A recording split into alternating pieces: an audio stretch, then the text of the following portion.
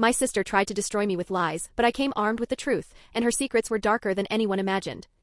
Welcome to Reddit Toxic Family Telltales channel. New episode every day. I was on a video call with my brother Logan, making casual plans for Easter break, when his words made my stomach twist. He told me our sister Grace had blown up at our parents after announcing she was dropping out of nursing school. Dad had threatened to cut her off, and in a moment of rage she snapped back with, well, at least I'm not hiding being gay like she is. And that wasn't all. Grace had shown them screenshots from my private Instagram, twisted everything I'd ever posted, and even claimed I was dragging our youngest sister, Anna, into that lifestyle. She painted me as some manipulative villain mocking their faith behind closed doors. Mom broke down in tears, Dad locked himself in his office, and Grace played the role of the dutiful daughter, holding Mom and whispering how she'd always protect them. The second I heard this, I jumped in my car and drove straight to Logan's place. Anna was already there, sobbing. Grace had cornered Mom earlier, saying she'd discovered gay content on Anna's phone and hinting that I had corrupted her. My chest tightened hearing that. Grace wasn't just trying to ruin me, she was dragging Anna into her lies too. Logan sat me down and told me Grace was already making moves to secure power of attorney over Grandma's estate, arguing I couldn't be trusted with family matters anymore. It was like pieces of a puzzle snapping into place. We realized this wasn't new. Grace had been playing this game for years. She was the one who secretly needed abortion money in high school, but she let Anna take the blame for a pregnancy scare. She was the one who stole cash from the church fundraiser, then let Logan take the fall while she blew it on spring break. That night, Logan pulled up Grace's Instagram. My jaw clenched. She'd built an entire facade of nursing school, posting selfies in scrubs she never wore to classes that never happened. Our parents had forked over 30 grand for tuition while she blew it on concerts and Miami weekends. Anna dug deeper and pulled up Grace's Venmo history, designer shopping sprees, luxury trips, fake grade reports she'd photoshopped to keep our parents fooled. Logan's girlfriend, who happened to work at the registrar's office, confirmed the worst. Grace wasn't dropping out voluntarily. She'd been expelled months ago for paying someone to sit her anatomy exam. And that was just the start. We unearthed emails where Grace had already secured a $50,000 loan in our parents' names without their consent. She bragged to her friends about sabotaging me, laughing that I'd never see a penny of inheritance. She'd even Googled whether being gay could void a will in our state, and complained when she learned it couldn't. Then we stumbled onto the thefts, credit card statements she'd hidden, forged checks from Dad's business, and online listings of Grandpa's belongings. She'd sold his watch collection, war medals, all the heirlooms meant to stay in the family, pocketing $20,000. Logan even found text threads where Grace was arranging buyers for Grandma's jewelry while Grandma was still alive in hospice. We pulled everything together, 3 years of fraud, theft, and lies stacked into a folder as thick as a Bible. Meanwhile, Grace was flooding the family group chat with Bible verses about homosexuality, prayer requests for my soul, and links to conversion therapy camps that bragged about using electroshock. And the cherry on top? She'd convinced Mom and Dad to invite their pastor and his wife over for Sunday dinner, an ambush disguised as salvation. When I showed up, I was made to wait on the porch. Mom called it God's house now. At the table, Grace sat smugly with a brand new cross necklace, my seat littered with highlighted verses condemning me. Mom's voice shook with disappointment as she accused me of shaming the family. The pastor chimed in with scripture. Grace leaned in with her fake sympathy, acting like she was trying to guide me. Anna squeezed my hand so hard under the table it left crescent marks on my skin. Then the pastor pressed his hand on my head, praying over me like I was possessed. Grace smirked behind folded hands. And that was it. I stood up. The folder thudded against the table, shaking the water glasses. Grace's smile flickered. Before you lecture me about my soul, I said, my hand firm on the folder, we need to talk about Grace. The pastor's wife gasped. Mom hissed my name. But I opened the folder. Should we start with the pregnancy, or the forged checks? Grace's face drained of all color. I pulled out the registrar's official letter, the crisp paper loud in the silence. Mom snatched it up, her eyes darting across the words that confirmed it. Grace had been expelled for academic fraud 2 months ago. Grace panicked. Her chair screeched across the floor as she lunged, shrieking that the letter was fake, that I was just bitter. Her hands trembled as she tried to grab the paper back, but Mom pulled it out of reach. And the room? Dead silent. I stayed steady, even as Grace's voice pitched higher, desperate. My fingers found the next stack of papers, printouts of her Instagram posts. Every picture showed her in those cheap scrubs she ordered online, posing like she was living the nursing student life. But each post was time-stamped right during the classes she was supposed to be in. Dad's hands shook as he lifted the pages. His reading glasses glinted under the chandelier as his eyes moved slowly across the evidence. Grace immediately jumped in, voice shrill, insisting someone had hacked her account and planted fake photos. She kept darting glances between Mom and Dad, like she could figure out who might still believe her. Then Anna spoke. Her voice was soft, but it carried. Grace blamed me for the pregnancy scare in high school. Every head at the table turned. Anna explained how Grace had needed money for an abortion, and when our parents found the test, she let Anna take the shame. Mom's face cracked, like she didn't know which daughter to even look at. Grace snapped back, pointing at Anna. She's lying. She's been manipulated, she's just saying whatever she tells her to. Her finger jabbed toward me like a weapon. Anna's hand found mine under the table again, gripping tight enough to hurt. I didn't flinch. Instead, I reached deeper into the folder and pulled out the Venmo transactions. $30,000 in tuition money, siphoned into concerts, designer shopping, Miami weekends, even Coachella tickets. Each payment lined up perfectly with the dates Mom and Dad wrote those tuition checks. I laid them out in front of everyone. The pastor cleared his throat and murmured about handling this privately. I didn't even look at him. I kept spreading the papers like cards in a deck. Dad finally raised his head, fixing his eyes on Grace. His voice was low, controlled, but it had that sharp edge that made the whole room freeze. Have you even been in school this semester? Grace's eyes welled up on command, tears spilling as she pressed her hands against her face. You're all ganging up on me, she wailed, trying to stumble toward Mom for comfort. But Mom just sat there, stiff, staring at the piles of evidence covering her Sunday dinner table. Logan slid his phone across to Dad. On the screen were screenshots of Grace's texts, bragging about how she'd ruined me, laughing about me getting kicked out, saying she couldn't wait for me to be homeless while she collected inheritance money. The pastor's wife leaned toward him, whispering about leaving. He shook his head. We need to stay. Witnesses. I drew in a breath and let it out slow. Then I looked each person in the eye. I am gay. And I'm not ashamed of it. You can use my identity like a weapon, but it won't erase what Grace has done. The room went silent, except for Grace's muttering. Perversion, perversion, she repeated, like the word alone could erase 3 years of theft and deceit. I reached for the next set of papers, the forged checks from Dad's business account. One by one I slid them out. Sloppy signatures, amounts that didn't match, and then the chilling ones, the ones clean enough that the bank had actually cashed them. Dad's confusion hardened into fury. He snatched up his phone, dialing the fraud department without hesitation. His voice was like steel as he told the rep on the other end that he needed to report multiple cases of forgery. Grace panicked, inching toward the dining room door, but Logan stood up, blocking her path. Mom finally found her voice, broken and raw. How could you do this to us, Grace? Grace's whole body shook. She pointed at me again, voice trembling but loud. She forged them. She hacked everything. She's bitter and twisted, she made all of this up. But no one was listening anymore. The paper spoke louder than her words, page after page, detail after detail. Too much to fake. Too much to ignore. I slid out the credit card statements next. The papers whispered across the table as I spread them between water glasses and half-eaten bread. Mom picked up the first one, and her eyes widened with every line she read. A $2,000 handbag from Nordstrom. A list of luxury stores she'd never even stepped foot in. Her hands shook so badly the paper crinkled. Dad grabbed another statement, his calculator app open, punching in totals. His face turned redder with each number. Grace lunged for the papers, but Logan caught her wrist mid-grab, holding her in place. The pastor tried again, voice smooth but shaky. Maybe we should all pray. Dad sliced his hand through the air, cutting him off.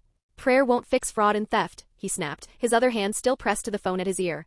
Grace's back was pressed to the wall now, Dad on the phone with the bank, Logan standing guard. Then Anna pushed her chair back with a screech that cut through the tension. She stood, trembling but loud. She's been blackmailing me, Anna said. She went through my phone and found posts I liked about pride. She said she'd tell Mom I was gay too, unless I gave her half my paycheck. The words hit like a hammer. Grace's denials came out in rapid-fire bursts. First Anna was lying, then Anna offered the money, then it was just a loan. Her story shifted every few seconds, unraveling faster than she could stitch it back together. And everyone at the table? We saw it for what it was. The truth was right there, stacked in ink and numbers between us. Grace was cornered. And she knew it. I reached back into the folder and pulled out the papers I knew would hit the hardest. Marketplace screenshots. I laid them down in front of Dad, one by one, careful and deliberate. His breath caught when he saw Grandpa's purple heart listed as sold, $800. The next page showed his prized watch collection gone. 20 grand total. Dad stood so fast his chair toppled backward, slamming against the floor. His fists clenched, knuckles white, and for a terrifying second I thought he might actually strike her. Grace must have thought the same because she bolted for the door. But Logan was already there, arms crossed, immovable. You need to face what you've done, he told her. Grace shrieked that we were jealous of her success, called herself the only good child in this sick family. Her voice cracked on the word good. The pastor and his wife rose quietly. The pastor's tone was grim as he gathered his Bible. This is no longer a spiritual matter. It's a legal one. His wife wouldn't meet anyone's eyes as she whispered that they should have never gotten involved. They left without another word. Dad's voice thundered next. Your phone. Your laptop. Now. His demand shook the air. Grace shook her head violently, darting toward the stairs. She made it 3 steps before Mom's voice cut through the chaos. One word. Enough. The command froze Grace mid-step. She turned slowly, her face drained of color. Mom told her to sit and explain the $50,000 loan applications we'd uncovered, the ones filed with their social security numbers. Grace's red-faced fury flickered into fear. Her knees buckled as she slumped into her chair, staring at the mountain of evidence. I spoke calmly, explaining how Logan's girlfriend at the registrar's office had confirmed the truth. Grace had been expelled 2 months ago, not last week like she claimed. She'd paid someone $500 to take her anatomy exam, got caught, and was booted permanently. Every tuition check after that had gone straight into her pocket. Mom's tears returned, but this time they burned with anger. Dad was still on the phone with the bank, jotting down case numbers with a shaking hand. Grace made one last play. She collapsed to her knees, sobbing about the crushing pressure of being the perfect daughter. Her cries grew more frantic when no one moved to comfort her. Dad didn't even glance at her. He pulled out his phone again and dialed another number. "Whitney Maddox, please," he said. "Tell her it's a family emergency involving fraud." He put the call on speaker. Whitney's voice was crisp and unwavering. She listened as Dad explained the forged checks, the stolen tuition, the fraud. When he finished, her instructions were clear. File a police report tonight, freeze every account before Grace drained them further. Grace shot out of her chair, knocking over Mom's water glass. "Don't call the police. I'll pay it back," she cried. Dad's eyes narrowed. "With what? You don't have a job. You don't have a degree. How exactly do you plan to do that?" All she could do was stammer, "I'll figure it out." Then Logan dropped another bomb. He revealed he'd already contacted Grandma's hospice, worried about Grace's attempts at power of attorney. The administrator confirmed someone matching Grace's description had tried to access estate documents the day before. Security footage proved it. Grace screamed he was lying, until Logan pulled up the email confirmation with time-stamped footage. Anna stood then, crossing to Mom with her phone. Screenshot after screenshot of texts from Grace. Threats to out her to their youth group. Links to conversion camps. Messages dripping with cruelty, calling Anna disgusting, promising to ruin her life if she didn't hand over half her paycheck. Mom's face crumpled as she scrolled through. Grace lunged for the phone, but Dad stepped in her way. And then Grace pulled her final desperate card. She pressed a hand to her stomach and announced she was pregnant, that she needed money for her baby. Anna laughed. Actually laughed. Then she pulled up Grace's Instagram videos from just last week. Grace pounding shots at a club, dancing on tables, bragging the next morning about being hungover. Snapchat from yesterday showed her sipping wine at brunch. Every clip date stamped. Grace stammered they were old videos, but the evidence didn't lie. Dad's phone rang again. He stepped aside, jaw tight as he listened. When he returned, his voice was cold. The bank had frozen every account, flagged suspicious activity going back 6 months. Tomorrow morning, they'd review ATM footage of withdrawals Grace couldn't explain. That's when Grace snapped. She lunged across the table, knocking plates to the floor, red wine spilling across Mom's white tablecloth. Logan grabbed her before she could reach the folder. She kicked, screamed, swore she'd ruin us, swore she'd tell the whole church I'd converted Anna. I stood, meeting her wild eyes. "Your threats don't scare me anymore. The truth is out. No lie can bury it now." She spat toward me. It landed on the table, dark and ugly. And then Mom finally broke. Her voice shook the room. "Get out," Grace's shriek echoed. "Where am I supposed to go? You destroyed everything." Dad's voice was colder than I'd ever heard. "You should have thought about that before you stole from your family. 1 hour. Essentials only. Anything else goes on the police report." Grace stormed upstairs, her sobs shaking the walls. A door slammed so hard a framed photo fell in the hall. Mom crumpled into her chair, whispering over and over, how had they missed the signs, how their daughter could betray them so deeply. I sat beside her, explaining how Grace had pitted us all against one another for years, twisting trust and faith into shields for her lies. For the first time since this nightmare began, Mom reached for my hand. Her grip trembled, but it was real. Logan called the police non-emergency line, steady as stone, asking what documentation we'd need. Anna opened her laptop, starting a spreadsheet to catalog every relationship Grace had poisoned. Dad was in his office, speaking to credit card companies, his voice professional but his hands unsteady. Upstairs, Grace raged, throwing things, shouting into her phone about her psycho family. Whitney stayed on speaker, guiding us step by step, ensuring every legal door was locked behind Grace. 20 minutes later, she came thundering down the stairs with 2 suitcases, eyes wild. She dumped them by the door and turned on us. "If you call the police," she screamed, "I'll kill myself. And it'll be your fault." Whitney's voice cut through instantly, calm and firm. "That's classic manipulation. If you believe her, call 911 immediately." Grace's face went scarlet at that. She screeched that I'd destroyed the family with my sick lifestyle, cursed me with God's wrath. But her words no longer had teeth. Everyone in that room saw her for what she was. She yanked the door so hard it smashed the wall, knocking down her graduation photo. Logan actually laughed.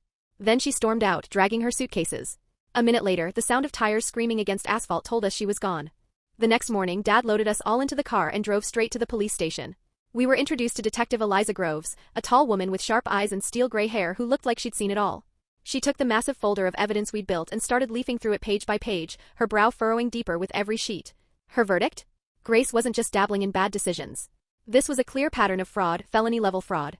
She questioned us for nearly 2 hours, making copies of everything, her pen scratching across her notepad non-stop. Halfway through, Dad's phone buzzed. His accountant was calling. Dad's face went stiff as he listened, then he put the phone on speaker. A luxury apartment lease had popped up on his business credit report. The lease had been signed 3 months ago in his name, using his business credit card. 12 grand in back rent. Grace had been living there the whole time, calling it her study group apartment. Detective Groves wrote it down immediately. "That shows planning and intent," she said flatly, which only made my stomach sink deeper. From the station, we headed straight to Dad's bank. The manager ushered us into a back office and pulled up security footage. And there she was. Grace, hiding behind oversized sunglasses and a baseball cap, withdrawing the daily maximum from Dad's account, transaction after transaction. The manager didn't mince words, this was textbook fraud. He helped Dad file reports for every charge, saying the police report would strengthen the case for reimbursement. Just as we were leaving, Dad's phone rang again. Whitney. And her voice was urgent. The $50,000 loan Grace had applied for under my parents' names had just been approved. The funds would hit the account by tomorrow morning unless they stopped it immediately. Dad spent 3 exhausting hours on the phone, bouncing between departments, faxing copies of the police report, signing identity theft affidavits. Finally, the loan was canceled, but not without a cost. His credit score took a hit, and Dad's jaw stayed tight the rest of the day. That night, the storm really hit. Grace blew up our phones, first with long, sobbing apologies, begging for help. Then, minutes later, with venom, threats that she'd ruin us if we didn't drop the charges. On Facebook, she painted herself as a martyr. Asterisk, my parents disowned me for protecting my sister from sin. They chose their gay daughter over me, the straight one who tried to save her. Asterisk. Most people saw through it though. Comments trickled in, questioning her story. Meanwhile, Anna couldn't handle the constant chaos anymore. She packed a bag and asked Logan if she could crash at his place. That night, the two of them started contacting the people who'd bought Grandpa's belongings on Marketplace. One older man who'd bought Grandpa's Purple Heart was devastated when he learned the truth. Grace had told him the family needed money for medical bills. The man promised to send it back immediately, refusing even to take money for shipping. He apologized, voice cracking, like he had done something wrong. At home, Mom stayed in her room most of the day, crying and praying. She kept asking what she'd done wrong, how she'd failed as a mother. I sat with her, holding her hand for the first time in months, and told her the truth. Grace's choices were her own. Grace had fooled all of us. Mom sobbed harder, whispering that she felt blind and stupid. I told her Grace had been running cons since we were kids, she'd just gotten better at hiding them. Mom finally asked the question that had been haunting her, did I think Grace would really hurt herself? I answered honestly, Grace only cared about herself too much for that. The next morning, Detective Groves called with another blow. Grace had applied for credit cards using Anna's name. Thankfully, Anna was too young and the applications were denied, but the intent was enough, it was another felony. Groves asked Anna to come in for a statement. Dad's hands trembled as he hung up the phone. And before we could even catch our breath, Anna came downstairs, pale and shaking. Grace had shown up at her school that morning. She'd been waiting by Anna's car, grabbing her arm, whispering frantically that Anna needed to tell police she was confused about everything. Security had to physically pull her off. Within an hour, we were at Whitney's office. Her assistant, Jeremy, set Anna up with restraining order paperwork, his calm voice guiding her trembling hands. He said the security footage and witnesses would make the emergency order stick. Anna had to write down everything Grace said, including the threats about ruining her college future if she didn't help. By that afternoon, the order was filed. 2 days later, Whitney called with another update. Grace had been fired from her mall job. The manager, suspicious about missing inventory, had checked the cameras. Grace had been processing fake returns and pocketing the cash. They wanted to press charges, adding another felony to her growing list. Whitney sounded almost grimly satisfied. It painted a crystal-clear picture of a serial thief. Dad spent the following morning with his accountant, combing through every transaction. The total damage? $28,000 in forged checks. Another $12,000 in unauthorized credit card charges. Insurance would cover some, but Dad would still lose tens of thousands. He came home looking older, his face gray, blood pressure meds shaking in his hands. That night, the church elder called. He suggested Dad step down from leadership for the sake of unity, since the family's situation was causing division in the congregation. Dad didn't fight him. Just said okay and hung up. Mom broke down again, pushing her plate away, retreating to her room. Later, I got a message from a number I didn't recognize. It was one of Grace's old college friends. She said Grace had been spinning a story, telling everyone I'd planted evidence out of jealousy. But once the police report leaked, her friend stopped believing her. She added that Grace had lied about working at a law firm too. She'd actually been unemployed for months. The friend forwarded screenshots of Grace claiming our whole family was homophobic. I sent everything to Whitney, who added it to the case file. The next afternoon, hospice called in a panic. Someone had tried sneaking into Grandma's room after visiting ours, claiming a family emergency. The staff described her perfectly, Grace again.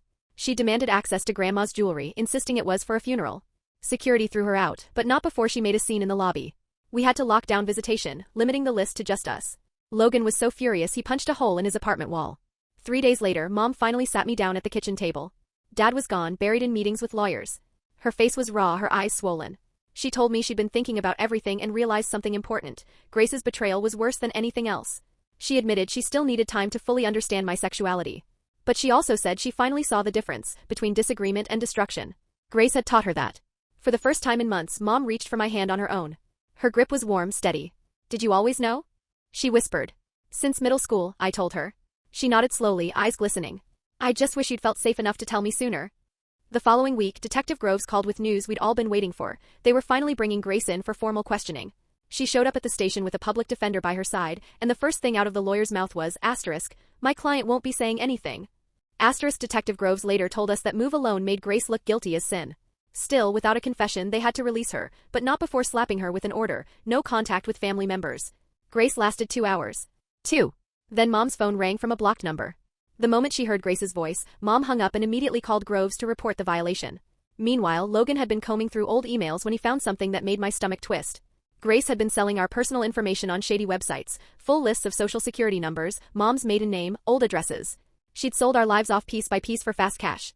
By the time we found out, we'd already been hit. My credit monitoring showed 4 attempts to open new accounts in my name that same week. We had to freeze everything: credit, bank accounts, passwords. Logan's girlfriend got us set up with identity theft protection, but she warned us the fallout could haunt us for years. 2 weeks after the blow-up, Dad got a call from an older man who'd bought some of Grandpa's watches on Marketplace. His voice was heavy with guilt. He said he'd been thinking about it and wanted to do the right thing. He offered to sell them back for exactly what he paid, no profit. Dad met him at a coffee shop and came home with 6 watches, including Grandpa's favorite from the war. Dad cried holding it, said it felt like holding a piece of his father again. The man apologized over and over, saying Grace seemed so desperate, he thought he was helping. Dad just thanked him, grateful someone had been honest when our own daughter wasn't. 3 days later, Anna showed up at my apartment pale and shaking. She pulled an envelope from her backpack, Grace's handwriting all over it, crammed with Bible verses about loyalty and forgiveness. Anna had already called Groves, who arrived within an hour to collect it. She photographed everything, told us this was a clear violation of the restraining order, and warned that the prosecutor would add it to the charges. Grace was running out of rope. Anna was so shaken she stayed with me that night, afraid Grace might show up at our parents' house. The very next morning, I finally kept an appointment I'd been avoiding, a therapy session my doctor had recommended weeks earlier. I sat in that office, spilling out everything, being outed, losing my parents' trust, the nightmare of unmasking Grace. My therapist didn't flinch. She reminded me that Grace using my sexuality as a weapon had nothing to do with my worth as a person. She gave me breathing exercises for when the anger surged and told me healing would take time, but I'd already proven strength by refusing to be silent. 2 days later, Whitney called while I was at work. The bank had reviewed all our fraud reports. Good news and bad. They agreed to reverse about 60% of the charges. Dad would recover $24,000 of the $40,000 Grace stole. The rest? Too old to dispute. Still, Whitney said it was better than most cases she'd handled. At least we got something back, though money was the smallest wound Grace left behind. That same afternoon, Mom called to tell me she and Dad had started marriage counseling. They needed help processing everything, how Grace twisted their faith, used scripture like a shield every time she got caught, and pitted them against each other. The counselor told them Grace weaponized their beliefs to escape consequences. Dad was learning to forgive himself for missing the signs, while Mom was unpacking her guilt over raising someone who could cut so deep. For the first time in months, they weren't just arguing, they were really talking. A week later, Whitney called again, but her voice was tight with frustration. Grace's public defender wanted a plea deal, admit to fraud and identity theft, avoid prison in exchange for probation, restitution, therapy, and no contact with us. He leaned hard on Grace's mental health struggles. We had to decide as a family. Logan was furious, he wanted her locked up. Anna said she'd sleep better knowing Grace couldn't reach us for years. Mom wavered, worried about her daughter's future with a felony. Dad, exhausted, just wanted peace. After endless calls and family meetings, we chose the deal, but on our terms. Grace would pay full restitution, no matter how long it took. 2 years of mandatory therapy. 5 years of no contact. 300 hours of community service. And if she slipped once, straight to jail. 2 weeks later, we all filed into the courthouse. Grace walked in wearing a conservative suit, hair pulled back, trying to look like some picture of remorse. But the act shattered the moment she opened her mouth. She told the judge we were persecuting her for being the only moral one in the family. She called it a misunderstanding. The judge didn't buy a word. He looked her dead in the eye and said he'd rarely seen someone show so little remorse after tearing their own family apart. He accepted the plea deal, but not without punishment. He tacked on 500 more hours of community service and mandatory financial management classes. Grace's lawyer tried to protest, but the judge cut him off. Your client is lucky she's not going to prison. She should thank her family for their mercy. That night, I was lying in bed when my phone buzzed. It was a text from Mom. I hesitated before opening it, half expecting more Bible verses or another plea to change. But this time it was different. She told me she'd been reading books about LGBTQ people and faith, the ones their marriage counselor had recommended. She admitted she still had questions and struggles, but then she wrote something that made my throat tighten. Asterisk, you're my daughter. That will never change. Asterisk, she said watching Grace's hate had finally shown her what truly breaks a family, and it wasn't who someone loves. For the first time since all of this started, she reached out with something other than disappointment. I cried into my pillow as I texted her back. Asterisk, I love you too, Mom. Asterisk. The next week, Anna asked me to come with her to talk to our parents. We sat in the same living room where that horrific Sunday dinner had played out, and she took a shaky breath. I'm gay too, she said. Mom's face flickered through about 10 different emotions, while Dad just nodded like he'd already suspected. Anna held my hand as she explained she'd known for years but had been too scared after watching what happened to me. Mom started crying, not angry tears but sorrowful ones. I didn't make our home safe for you, she whispered. Dad said Grace's betrayal had taught them that honesty deserved respect, even when it tested their beliefs. Mom hugged us both tight. I'd rather have honest daughters than another Grace. 3 weeks after Grace's plea hearing, Logan invited us all over for dinner to celebrate his girlfriend's promotion. She'd been a rock through everything and already felt like family. For the first time in months, it felt like a real family dinner. Laughter, food, no accusations hanging over the table. Logan raised his glass in a toast, to truth even when it hurt, and to the family bonds that survived Grace's destruction. His girlfriend thanked us for accepting her, said she'd never seen a family fight so hard to stay together. Mom even asked my girlfriend questions about her job, without judgment in her voice. Anna brought her girlfriend too, and nobody made it awkward. Dad leaned back in his chair, pride in his eyes. "I'm proud of my kids for being honest," he said, "even when it's scary." 3 months later, the first restitution check arrived from Grace. Just $200 out of the $40,000 she owed. Dad stared at it a long time before driving downtown to an antique dealer who still had one of Grandpa's watches. He paid $800 to bring it home. The dealer said Grace had told him the family needed money after Grandpa died. Dad locked the watch in his safe with the others we'd managed to recover. Then came my graduation. The whole family showed up in their Sunday best. Anna wore a small rainbow pin on her collar. Mom noticed but didn't say a word. She just squeezed our hands as we walked across campus together. She took endless pictures, beaming, telling other parents, "These are my honest daughters. I'm proud of them." Grace's chair was empty at lunch, but nobody mentioned it. 2 weeks later, while I was packing up my dorm, Detective Groves called. Grace had been arrested in Nevada. She'd tried opening credit cards at 3 different banks with fake documents. This time, federal charges were coming. Crossing state lines turned fraud into a much bigger deal. She'd dyed her hair black and used a fake name, but they caught her anyway. 6 months later, Mom and Dad renewed their vows for their 25th anniversary. Just us kids, Logan's girlfriend, and a simple courthouse ceremony. The judge read something about truth and trust being the foundation of marriage. Mom slipped into her original wedding dress, still a perfect fit.